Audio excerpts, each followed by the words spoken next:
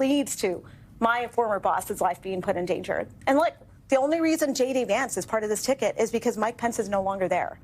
And that's really, like, astounding in the history of our country that this actually happened. And I guess for me, it's shocking that any Republican, because I'm a Republican, that doesn't see the traditional values and how hypocritical it is for us to sit here and watch this play out in the Republican Party.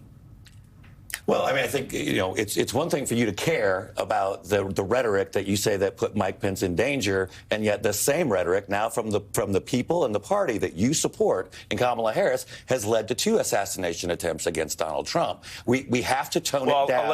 I'll let you finish, but there's no evidence of that. The investigations haven't determined motive, so full stop. That's we know the first one was much more targeted than the second one. But I'm just going to say, and I'll give you time, but as the anchor here, the authorities have not determined motive. So anyone saying there was a motive determined, either direction, you seem to put it one way, is not working off what the feds, through FBI and Secret Service investigations, have yet publicized. Second, the first shooter, to the extent we have public information, was a very gun, Second Amendment supporting registered Republican, which again doesn't tell us motive, but it does correct what you just said. Continue. But what we do need to do is we need to realize the rhetoric is wrong for all of this. I mean, we have political disagreements. I don't think Kamala Harris is a danger. I don't think she's a threat to democracy. So Donald Trump's rhetoric on January 6th was wrong.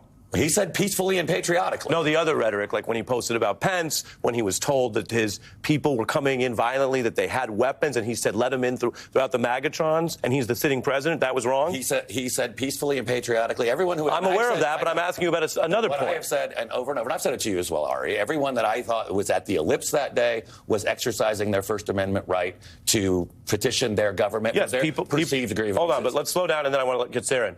People who did not storm the Capitol had every First Amendment right, even to say false things. That's how free speech works. But you just talked about condemning both sides where it is.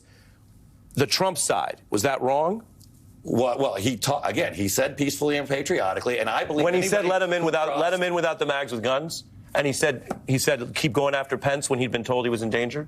What anyone who have crossed the picket line or the police line and entered the Capitol, I believe, broke the law, and they should face the weight of justice, as I've been very clear on. How do you feel about the recent news in the Jack Smith filing, where when Donald Trump was told by a White House aide that his own VP had been moved to a secure location, his response was, "So what?" We both know that the VP's family was with him that day.